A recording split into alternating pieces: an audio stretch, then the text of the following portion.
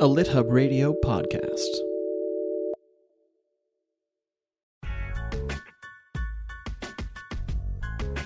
Hello, beachgoers, sunbathers, firefly catchers, and watermelon eaters. It's summertime, and we're celebrating August by taking a little summer break. Emphasis on little, because we're still working hard for you.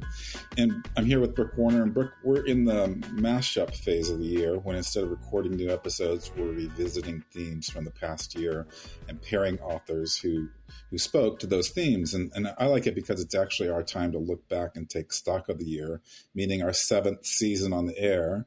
And this year was one of our most momentous ever, perhaps our most momentous. And I say that not only because we had amazing number of truly powerhouse guests. I'm thinking of people like Amanda Knox, Jeff Hiller, W. Kamau Bell, Lydia Yuknovich, Molly Jong-Fast, Tom Perrotta, Gene Kwok, Forrest Gander, our 3rd Pulitzer Prize winner, Edwidge Dunticott, Carver Wallace, and many others. So people should check out our archives. There's just such a rich selection of writers there. But we also rebranded this podcast to better focus on this bigger project that we've undertaken called Memoir Nation. And that's the name of our podcast now as well, of course. And so listeners, I just want to encourage you to go to memoirnation.com to find out more. But the shorthand for Memoir Nation is that it provides the inspiration, guidance, structure, and support to equip you creatively, emotionally, and psychologically to write your life story. I really like that you're always writing new taglines. It's great. So it's a good shorthand. It's totally worth sharing. And also we've been getting together a lot this summer. So we're, like you said, we're not really putting quite as much energy and emphasis into the podcast this month because we don't have guests, but we've been fleshing out new ideas and new offerings, just getting excited for what Memoir Nation has going on in the fall and getting prepped for Jan Your Story, which we've been sharing all about. So I'm excited about that. Yeah, me too. I love building new things, and I love building things with you, Brooke. So I'm just super excited by the developments that we have in motion. And I love learning more about memoir because, Brooke, I sort of feel like a newbie in this genre. And in some ways I am, because I've mainly learned about memoir through the guests on this show and then all of your perspectives on the genre. And then I'm writing one, and I occasionally read the craft essay or craft day book about writing memoirs. So maybe I'm not a pure newbie. I'm going to say that I've nearly completed my undergraduate degree and I'm preparing to go to grad school. So I thought we could kick off today's episode by discussing why it's important for people to write their story and share it with others, since we're featuring Maggie Tokuda-Hall and Lee Wind in this week's mashup. And they are 2 authors very dedicated to telling their story their way and representing characters who've been marginalized or even erased. Yeah, absolutely. Always happy to share on this topic. And I have lots of opportunity to think about why memoir, why it's important, because so many people talk to me about the fear surrounding writing memoir, like I'm going to expose myself or hurt someone's feelings, or worst case catastrophizing, get sued. And there are many more fears than just those, but those are probably the top 3 I hear from students and participants in my workshops. So I've written a number of articles or posts that defend memoir over the years. I like to talk about why it's important to have the genre of memoir in the first place, and not just to allow anything and everything to be fictionalized, especially now as the boundaries are increasingly blurring between fiction and memoir. And the weekend that we were in Park City, Grant, for Understory last month, I wrote on my Substack when I was writing about what memoir is and that it's not fiction and it's not autofiction. About memoir, I wrote this: memoir as true matters because the writer who's willing to own and claim her own experience participates in changing the culture. Think about subjects like abuse, addiction, mental illness, and other common challenges we face as human beings. When writers own these experiences, it helps others to feel less alone. It destigmatizes, it normalizes. So that to me really does sum up part of why memoir matters. I do know that memoir changes the culture. I also know that memoir changes the writer who's writing the memoir and the reader who's reading the memoir. And memoir also supports us to understand ourselves and our place in the world. And I actually think the more alienated we get with all the polarization we're feeling, with all the toxicity in our politics at home and abroad right now, memoir is this singular great outlet for positivity and connection and self-understanding. So Grant, I feel really good about this work that we're doing. And I've been championing memoirists for a long time, but in some ways I really think it's more essential than ever. Absolutely. That's why I'm basically getting my graduate degree in it. You said everything I feel, and you've said it so eloquently, so I won't let you go further, but I've thought a lot about the subjects that were stigmatized and barely talked about in the 70s and 80s when I was growing up. And now, I think really because of memoir, many of them are mainstream topics. So as you say, memoir is like definitely truly shaping our culture and our lives. And I think it's not getting the credit it deserves, actually, because I just don't think those topics would have been talked about in the way they have been.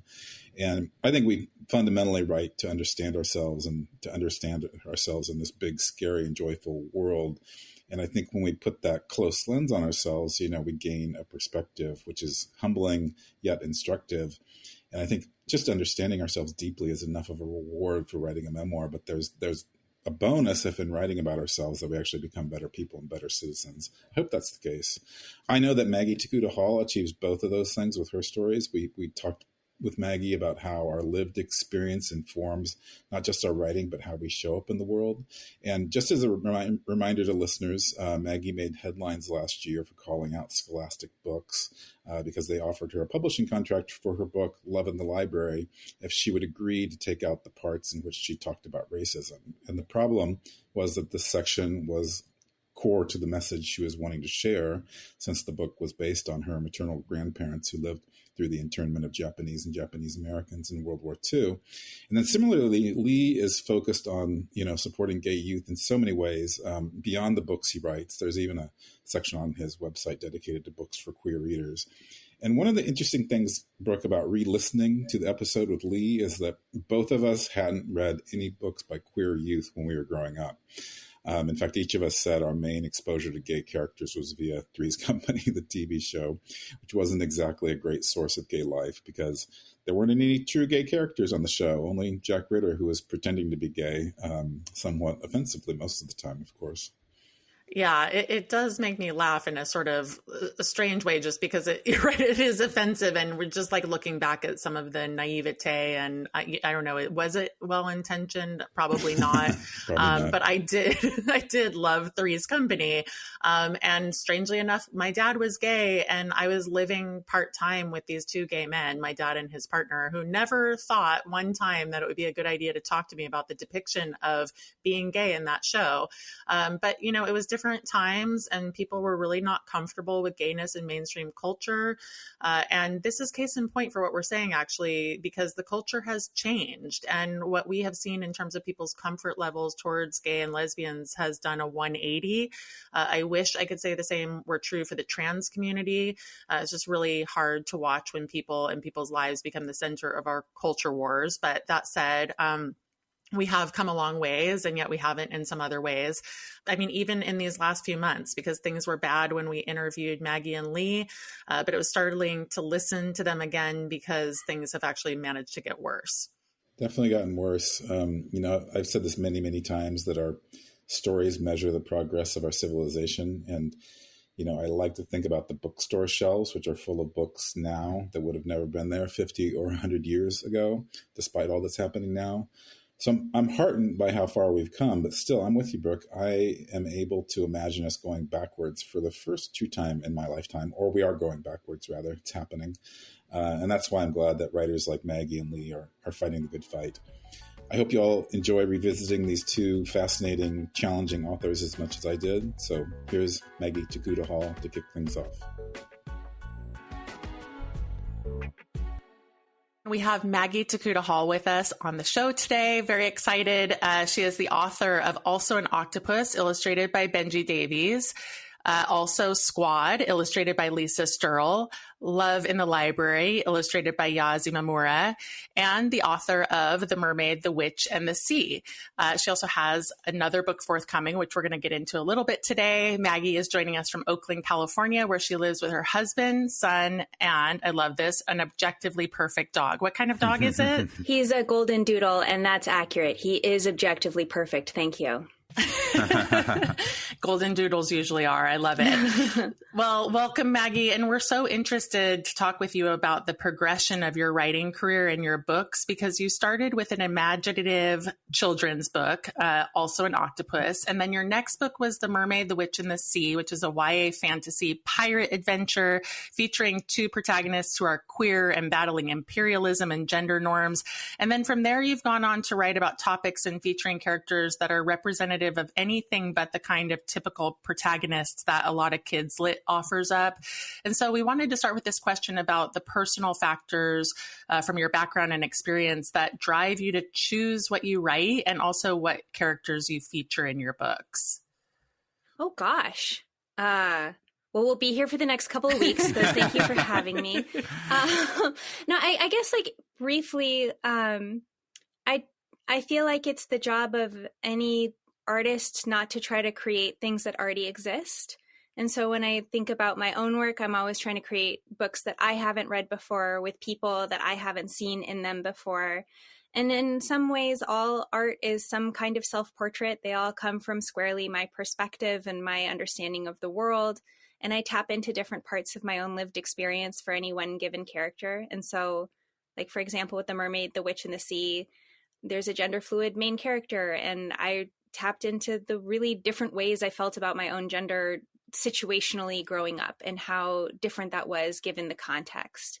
And the person that they fall in love with is a girl who comes from like a well-to-do family in a kind of chauvinistic society. And I mean, I feel like I don't really have to explain that one, but to a character like Becca in Squad, who is a mashup of me, my older sister, and my best friend. I just took all three of us and squished us together. And I feel like that's often how a lot of writers work. We take things from the people around us, things from inside of ourselves, and we put them onto the page. You know, Maggie, I actually remember when I first met you, and it was at Book Expo America, probably 10 or so years ago. Mm-hmm. And you were working for, I can't remember if it was Books Inc. or Clean, Well-Lighted Bookstore. I've never worked for Clean Well Lighted, so it must have been Books Inc. Yeah. Okay. Good. Got that.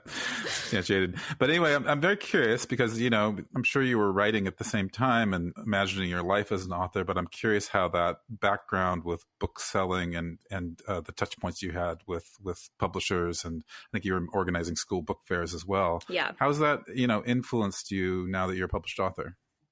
Oh gosh, I say a lot that being a bookseller was a better education as a writer than getting an MFA was for me personally. Mm-hmm. I think when you get an MFA, you're learning about the best things I took away from getting an MFA were just sort of like how to give constructive feedback that is both, you know, as brutally honest as it needs to be while still being kind and giving the writer space to find the answers on their own and to not feel like they're just being beaten down by bad feedback or whatever it is.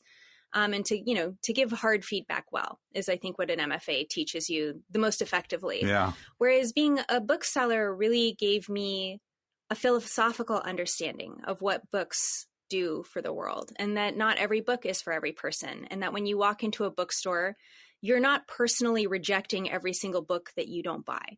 It's not like a dig on the author. You're not flipping the bird to every single book that you don't buy. You just, you know, this cover caught you. This one felt like the right mood. Maybe you bought it and then you never read it and then you gave it away. Or maybe, you know, it sat on your shelf for like 3 months, whatever. Our relationships with books are so personal and subjective and private and intimate that there is nothing personal about those decisions ultimately, because it's almost arbitrary in a lot of ways. It's not necessarily a meritocracy.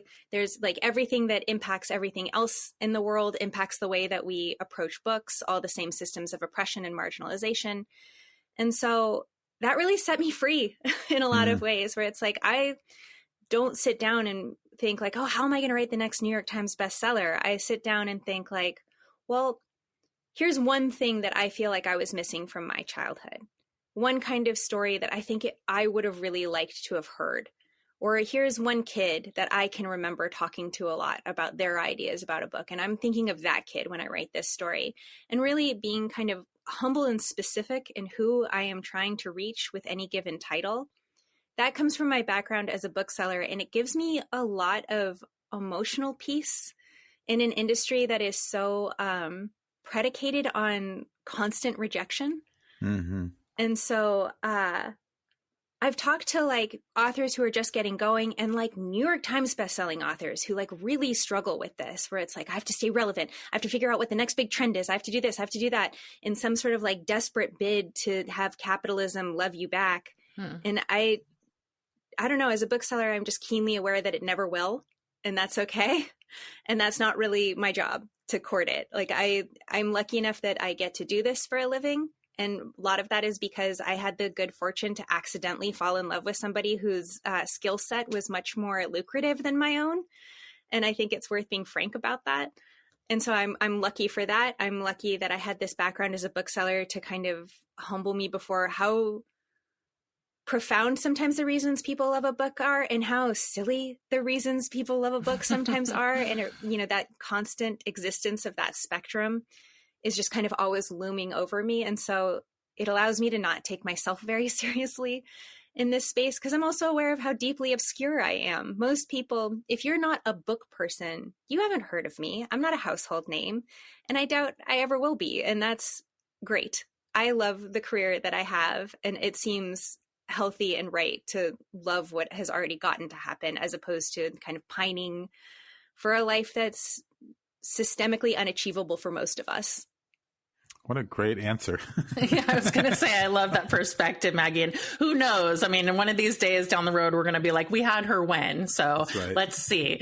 The minute I become a New York Times bestseller, I'm throwing all that out the window, and I'm writing every self-help book I can about how to break the system, get in, and I'm getting my bag, just to be clear. Yeah. Well, Maggie, on the heels of that, you have such a beautiful moral clarity that's evidenced by some of the things you've written, such as a personal essay about your stance on Gaza from the vantage point of being Japanese and Jewish. And this stems from your family's personal experience of internment in a Japanese American incarceration camp during World War II, and such as your recent stance when you were asked to take racism out of your book, Love in the Library. And this was contingent on your publishing deal. You said no, and then wrote about that experience on your website, which generated an apology from the offering publisher, which I think is very powerful. So could you share with us how and why it's been important to you to be vocal about injustices? And then I'd also just like to put that in the context of, authors, writers, sometimes feeling like those kinds of stances are going to get pushed back, right? And so you have to choose between honoring your values and your personal history versus your fear, of what putting something like that out will result in. Yeah. Gosh, that's so interesting. And I feel like those are two kind of distinct questions in my mind of just like, why is it ever worth it to add your voice to like kind of a cacophony of opinions that exists in the public space anymore, particularly with social justice in mind. And for me, for me personally, and I really try not to hold any judgment for people who handle themselves in these spaces differently. And so this isn't from like a place of moral superiority. It really is just like well, how do I sleep at night kind of question for myself. And I won't sleep at night if I am not vocal about some of the truly horrific things that I see in the case of Gaza being done with my tax dollars and done as a Jew in my name. Like that, I can't sleep at night feeling like I was permissive of that on any level. And so, the depth and reach of my own activism in that space is so small, and that fills me with shame. And I still have trouble sleeping and like, well, I should be doing more, and this should be my entire everything. But I'm not an expert in that space. And so I've tried really hard to follow people who I think are better leaders than me and more equipped to lead in those spaces, like people like Peter Beinart. And I think Ayelet Waldman from Writers is like a really powerful example. She's an Israeli writer who has been incredibly vocal. She went to Israel to try to cross the border into Gaza during Passover to bring food into Gaza to make a stand. And she got arrested. And like, I have such admiration for people like her who are putting their bodies on the line in this fight. And so that's a very rambly answer, except for that it's selfish on some level. Like I'm trying to allow myself some kind of peace and to feel like, okay, I have done some small part with the limited amount of expertise or sphere of influence that I have. When it comes to bringing that kind of stuff into your art, I do feel a little bit more self-righteous maybe. And I think there is such a true argument that art that is created to be propaganda is no longer art. It's propaganda. And having successful and good propaganda isn't necessarily a bad thing. I'm not against that entirely as an endeavor. It's not what I'm setting out to do. And I do see that argument as being profound, and the distinction between art and propaganda being one that is interesting to examine and to question, right? And especially when it comes for creating art for children, are you actually creating art for them, or are you just creating a guide? I think is like a question that a lot of people should ask themselves more often. Didactic work for children absolutely has a place. Children need to be taught things. As a parent, I'm keenly aware of that, and I'm grateful for books that can serve that purpose. That's not really my purpose in the world. However, bringing in the perspective of I'm a marginalized person and I refuse to leave that at the door when I'm creating art, nor do I intend to pretend that that's somehow irrelevant, is incredibly important to me, and is maybe the one thing that like I'm very sure of in my own work, is that I am not interested. And again, because I write specifically for children, I have zero interest in lying to children. And so whether or not I'm telling a story that is about my actual maternal grandparents, who, as you mentioned, met in Minidoka, which is a Japanese American incarceration camp during World War II, or if I'm talking about werewolves, both books that I've written, I like to think that there is something fundamentally true about the world that's in there and about an injustice that kids should be aware of. And I recently found this clip of Toni Morrison talking about how art has always been dangerous, and that it is the job of the artist to like have courage and to speak truth to power, and that has always fundamentally been our role. And the fact that art history is a bloody history should be indicative to us of what the actual undertaking is. The fact that we are dangerous to dictators, the fact that we are dangerous to despots and to people who would leverage bigotry for their own political relevance and expedience is informative. And I think pretending that you exist outside of that framework is just creating a larger permission structure for those people to exist. It's the job of artists to throw rocks at walls. And so I don't know. I feel much more sure of that perspective than I do of kind of my own role as an activist in the world, aside from my professional work. Maggie, that's so interesting, because I've read in interviews where you pretty explicitly say that you're not confrontational and that you're not much of a badass. No. For instance, such as the characters you write about, in The Mermaid and Witch in the Sea. And yet, when I read about you online, and even just what you said now, I think you really are badass and standing up for what's right. Oh, go on then. and yeah, you say things so perfectly and persuasively. So I'm just kind of curious about, obviously we're living in these very challenging times and this era of Trump politics and racial reckoning. And is all that making you less compromising? And if so, how do you feel about that? Yeah, that's such a good question. And I think about this a lot. I appreciate the space to think about this out loud.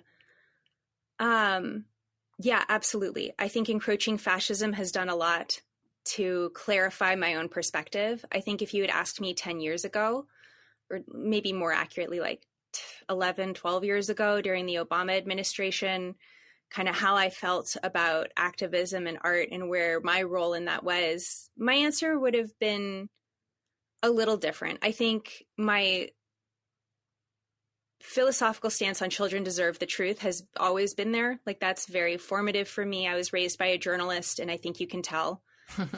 She took a really hard line on that, my mother, in raising me, of just if I asked a hard question and the hard question's answer included things like racism and sexism, she was just going to tell me. And if things weren't fair, she was going to tell me. And so I appreciated that, to the extent that as soon as I became an adult, that was of central importance to me. I think it's really different, or it has been really different and clarifying for me, to come of age politically and professionally in a time when we're so clearly in a fight against totalitarianism. I wish I didn't have to think about this stuff. Mm-hmm. I think that the most fun I have creating art is not within that framework. But given that I exist in that framework now, that is how I have to create art, and I do feel genuinely resentful of that. Hmm. I would much rather just imagine fun, hopeful stories where kids are brave and the stakes are low and everything is safe, because that would be reflective of the world that I lived in, and that is the world that I wish upon children, where their bravery is not demanded in the same way that it is currently demanded. But that's not where I live, and that's not what's going on in our world. And I find myself really troubled by adults who are unwilling to talk about that with children, particularly adults whose role it is to talk with children. But like, one thing that has changed genuinely that does worry me is I think we have gotten increasingly precious with children. We live in a country, in the United States anyway, where our kids do active shooter drills, and you're telling me that this book is too dark? Mm-hmm. These kids are doing drills about how to not get shot at school. And you're telling me The Amazing Bone by William Steig is too upsetting? Like, that book wouldn't get published anymore. She gets robbed at gunpoint, and they have knives, and it's scary. It's a perfect book, in my opinion. It is about the capriciousness and cruelty and wonder and scope of the universe. It is a beautiful story that would never get published now because of this kind of encroaching preciousness, where our impulse to protect children, which I completely understand. I understand so fundamentally as a parent that you just want to put them in a beautiful bubble and not let anything hurt them, forgetting that it is exactly that kind of protection that will lead to them not believing us later, being resentful of the lies we told them about the world later, and not giving them the tools they need to be wiser, bigger, more resilient versions of themselves with a better understanding of the world that they live in. And I don't mean like grabbing your kid every night by the ears and being like, we're all going to die alone, but but by not even engaging with it, by being too afraid to let them feel bad feelings and work through that, we're doing them a real disservice, and we're doing our future selves a real disservice too, because they don't know how to manage those feelings going forward. And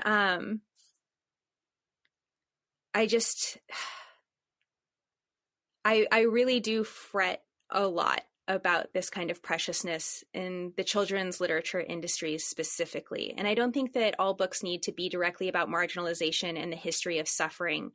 But even within works of science fiction and fantasy and magical realism and all these other sort of subgenres of children's literature, letting kids feel terrible and tough feelings, which they will feel constantly and do feel constantly, is essential to making literature that is genuinely relevant to their lives and will persist over time. Thanks for all you're doing. Thank you so much for having me today.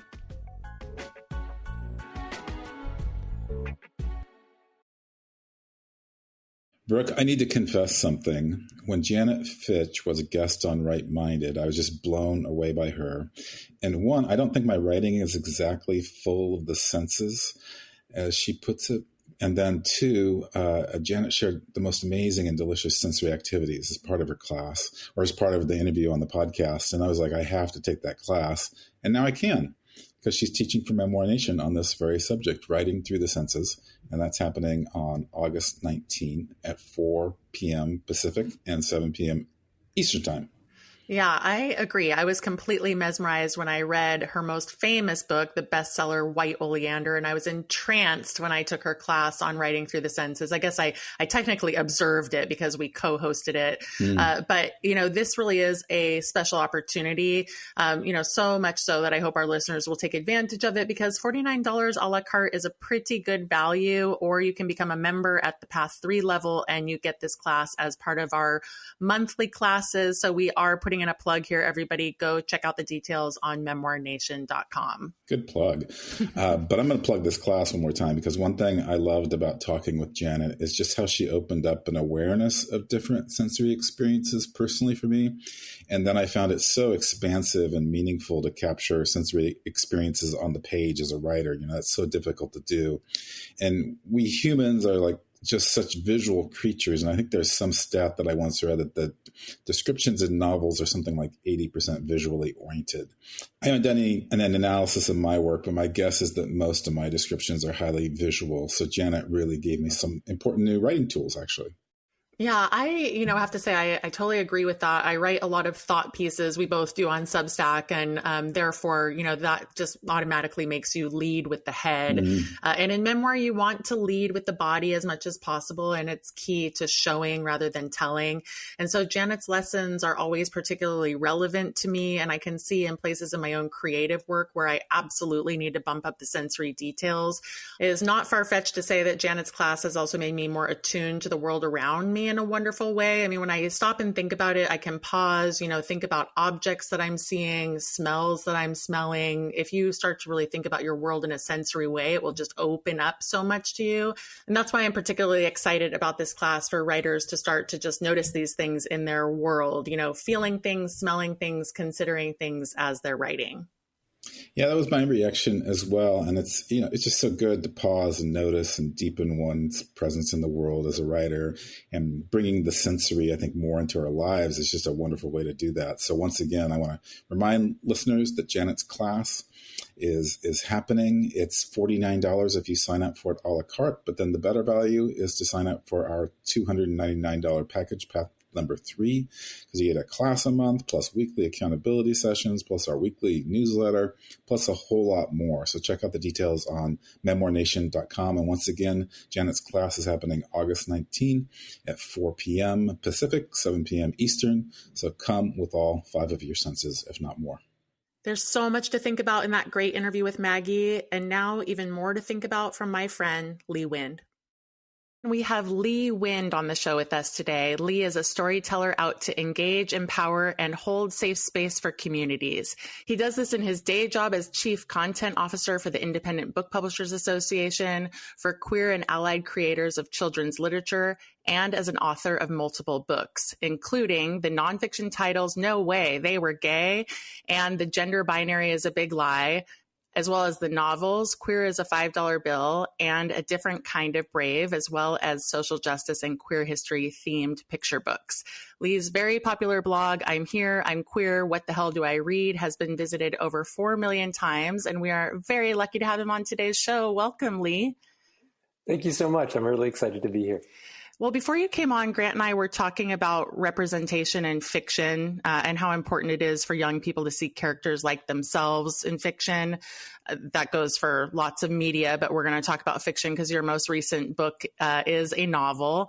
And I also know it's a central motivator behind your work for young readers. And so I wanted to start with this question of what the literary landscape looked like when you were growing up.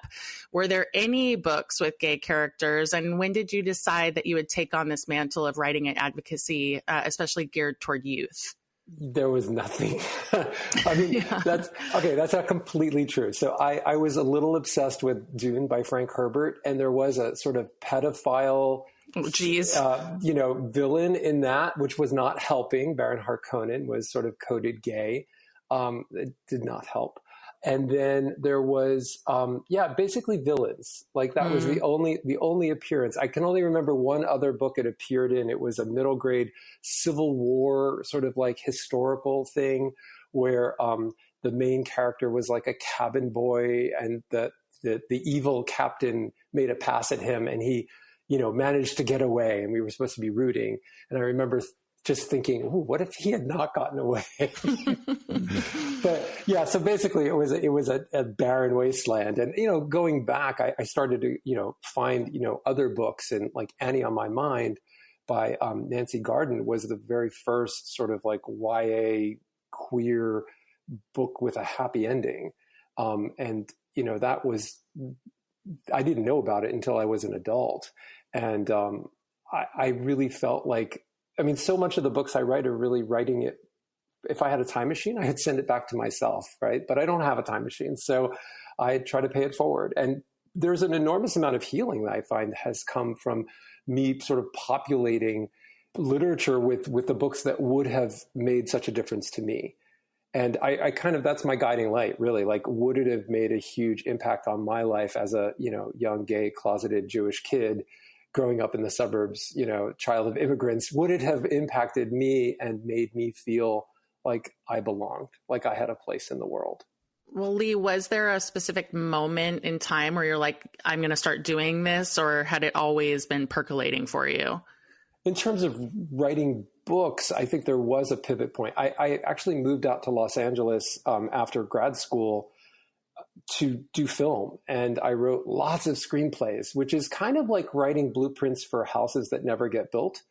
So I found that very frustrating. And I thought, I would rather focus on writing a book, which actually is in its final form, sort of. I mean, yes, there's still like, you have to get through the editing and find a publisher and all that. But like, a book is a thing that you can you have a little more control over, I felt.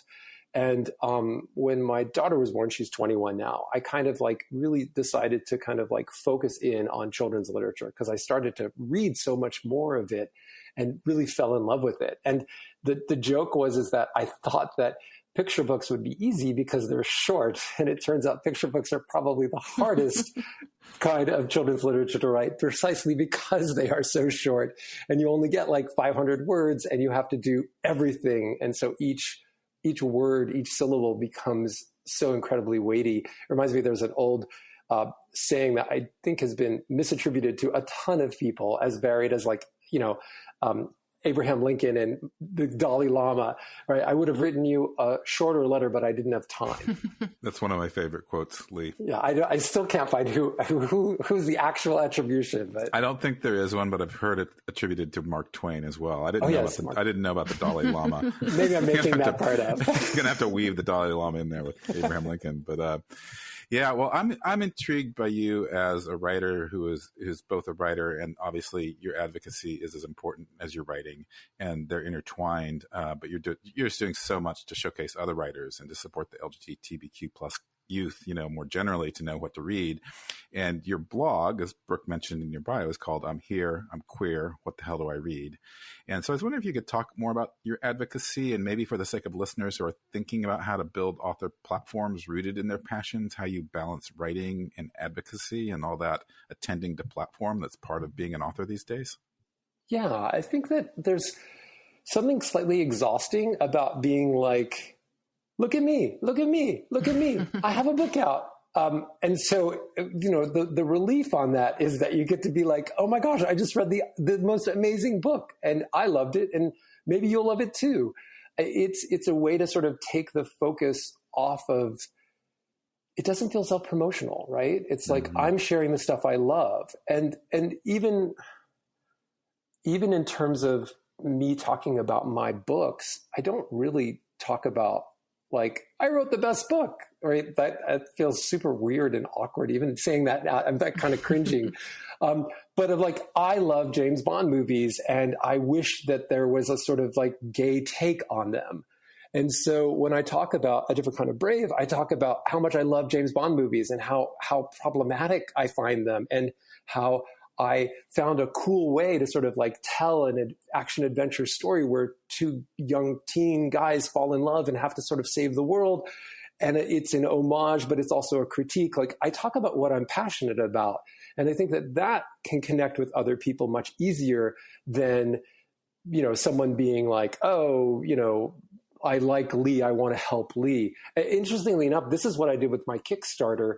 I didn't make it about me. It wasn't about like, help me raise the money to do a all bells and whistles, collector's edition of A Different Kind of Brave. The whole point of the Kickstarter, I mean, yes, backers could get a fancy collector's edition and it's very beautiful. But the point of it was to raise enough money to donate, to buy and donate paperback copies of the book. And we're going to be able to donate over 670 copies to teens because of the Kickstarter being successful. But again, like the Kickstarter wasn't about like help Lee. The Kickstarter was help me empower. Let's join forces and let's empower queer and allied teens, because this is a vehicle to do that. Mm.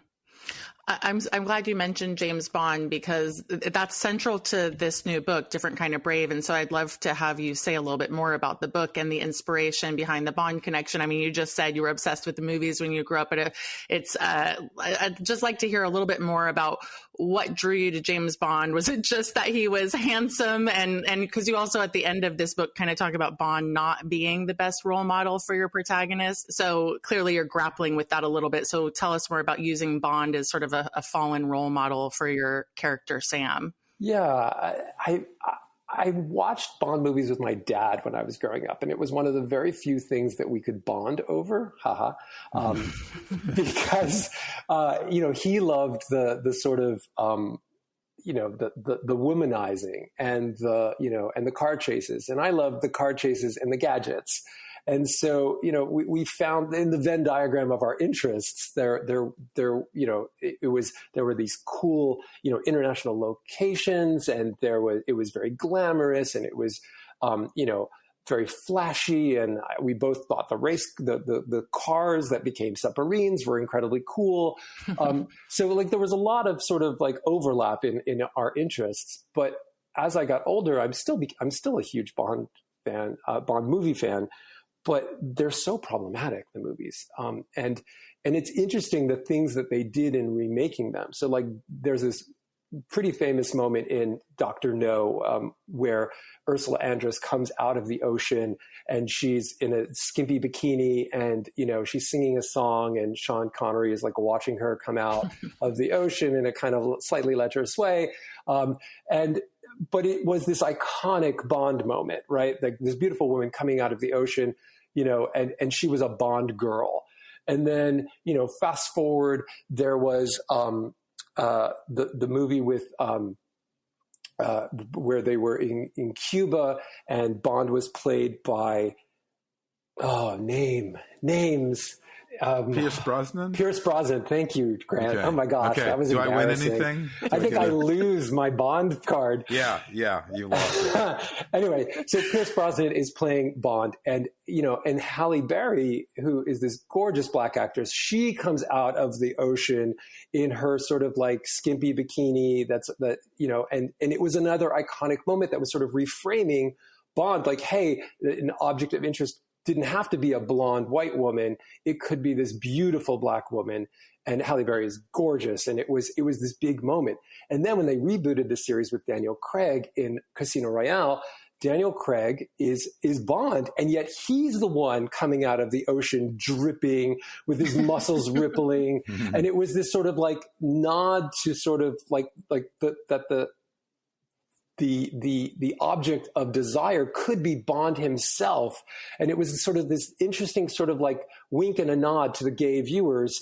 But it was also this incredible evolution of Bond as it's been portrayed, over the years. And I think that there was something there in that moment where I was like, oh, but it wasn't really for the gay audience. So how can I talk about this stuff and still create something new, something that actually was for a gay audience, something that would still be appreciated by people that weren't gay. But I mean, like, how many straight romances have I had to sit through? Countless. So, so people can enjoy a gay love story too, I think. Absolutely. I agree. Definitely. Well, Lee, Brooke, shared your book with me, and she received the book for supporting your Kickstarter campaign. And both of us were super impressed with the production of the book. It's got rainbow edges and some fun design elements. And, this is the special edition. But you also, created playing cards for your protagonists, Nico and Sam. And this is just like, we were impressed because this is an extra level of creativity, both in terms of your production and your marketing. And I would love to hear you talk about your thinking around, going that extra mile here, because so many authors kind of wonder what that extra mile is for their books. And I'm just curious how much these extras matter when it comes to making and marketing a book. I think they can be very helpful because, again, you're not saying, I published a book. I mean, imagine being at a dinner party, right, or cocktail party, and you walk up to somebody and the first thing they say to you is, I published a book. And then you're like, well, that's great, and you talk about it a little bit. And then, you circle around a little bit more and you see them again. And if the thing they say to you is, I published a book, you're going to really find an excuse to walk away and not talk to them anymore.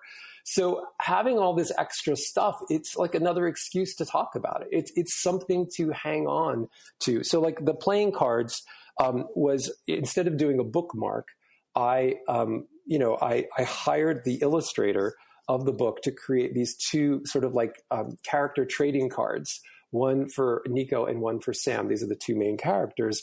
And I did a thing like what their alias is, what their skills are, the challenges they face, the goals they have. And I paid out of my own pocket, the designer, because I thought this would be a fun thing. And then when I was at American Library Association, I would hand them out when I signed copies of the book for librarians. And I would say, so here are trading cards of the two characters, but, they're destined to be together, so don't trade them. Right? Like it gave me something fun to say and to hang on to. And when I was promoting the Kickstarter, I actually did a QR code and I added it as a little sticker to the cards to sort of like help promote. And I don't know if that actually worked, but it seemed like a good idea. And then I went to the publisher. So the publisher was only, it's a Duet Interlude is an imprint of Chicago Review Press now. And they were only putting the book out in paperback. And so I went to them and I pitched them the idea. I said, what if I did a Kickstarter? Because I did Kickstarter previously. I did a crowdfunding for my debut YA back in 2018, Queer as a $5 Bill. And I, basically became an author publisher. Like I had written it, but then I became a publisher and I hired a whole team of people to help me make it a really professional, beautiful book. So I knew how to do this. And I basically went to my publisher and I said, I have this idea to create, you're not putting out you're not putting out a hardcover of this book. So what if we did a special edition hardcover that was only available through the Kickstarter as a way to raise money to buy from you, my publisher, paperbacks? And what if we did a really big number? What if we tried to do 400? And because there's a cool camp for queer and allied teens that had 350 campers at it this past summer. And I thought, and they agreed to distribute it to all the kids. So I thought, all right, well, we have that goal, and then maybe we'll do 50 more. And they went for it. But then I had to make it cool and special. So again, I went back to C.B. Messer, who is the designer of the cover, and I'm like, hey, would you be willing to do this? And I hired her to do it. And then, and we created something that felt really special. And, it was interesting. We wanted to do sprayed edges, and sprayed edges are incredibly expensive. And this kind of printing also, it's not print on demand. It's like, it's offset printing, but it's a really small number, right? It's just like a couple hundred. So the whole thing became very expensive. So we were trying to come up with like clever ways of making it not so expensive. Like spraying the edge of a book, like one book is like more than $10 just to spray the edges and make them fancy. Wow. So because we're not doing these huge quantities. So we ended up brainstorming, and we came up with the idea to frame every page with a sort of ombre rainbow. And then so the book looks like it's printed black and white, but the edges are color. And then when they sliced the pages, they sliced through the ombre rainbow, which created the effect that totally makes it look like the edges are sprayed. And even the printer was like, we've never done this before. And it's really super cool. And, and that was like, $1 extra to print in color rather than $10 extra. So it became interesting. Like I got to wear a little bit of like a publisher hat, but ultimately there's not even an ISBN for these hardcovers, because what I assured the publisher was that this would not cannibalize sales of the paperback. Right? How do I incentivize them to do it? They want to sell paperbacks because that's what they're selling. In closing, since you do, obviously so much to promote other authors, and your blog is all about supporting young readers to find books to read that feature queer characters, can you share a couple of books you've loved recently and what makes them stand out so our listeners can hopefully go read them right now? Absolutely. Okay, so YA fiction, I have two to recommend. One is called The Darkness Outside Us by Elliot Schruffer. It is science fiction. It is super cool. There's an incredible twist, which I won't reveal, but you just got to read it. And it's gay and it's amazing. And there's a sequel that's come out that I haven't read yet, but that was really, really good. And I listened to the audiobook. I listen to audiobooks quite a bit. It is the way that I get to squeeze in consuming books in between everything else. I also really enjoyed The Emperor and the Endless Palace, Justinian Huang. That was fascinating. It was like 3 different timelines, sort of like ancient history, but tied in with today and China. And it was just so incredibly cool. So I really recommend that. And then also there was a graphic novel I enjoyed called Washington's Gay General by Josh Trujillo and Levi Hastings. And that was really fun. A little bit also based on real queer history. There was this guy, von Steuben, who came from Europe with a somewhat sullied reputation because he liked other guys. And he kind of whipped the poor soldiers at Valley Forge into shape and into an army. And he is, widely credited with helping America win the Revolutionary War. So that was really interesting because it included a lot about the author and the illustrator's sort of journey of sort of discovering about von Steuben and sort of a discussion about like how little they knew about gay history, which really relates to me because the nonfiction I do is a lot about like, wow, how did I not know this? Because we don't get taught it. So I like that sort of thing. So yeah, I think that I get very excited about books. And again, it's like that's the thing that we can connect on, right? Like we can share other people's books and be excited. Your excitement's contagious. I'm excited now as well. Yeah. Well, it's just the work that you're doing to advocate for others is always impressive, Lee. And so thank you for that. And thanks for being on today and all that you do in the book world. It's truly my pleasure. Thank you for the opportunity. And thank you for your podcast. I really enjoy it.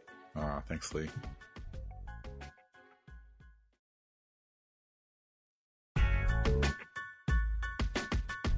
Hey everyone, we're making it easy for ourselves here by doing the same closing for all 4 of these August episodes. So thanks for listening this time. And if you're a regular listener and it's mid-August, you can toggle off the show now. Just kidding. We thank you and we wish you a happy August, and we welcome you checking out Memoir Nation and our upcoming offerings. And between now and the end of the year, you're going to see some pretty transformational stuff going on. We're launching some new community features and we're getting prepared for some writing challenges. So if you haven't already signed up, check out the free level at memoirnation.com. And then at least you'll get updates about what's coming up, and we'll stay connected in your inbox and also here in your ears on the podcast. You all make Memoir Nation possible, so thank you, and until next week.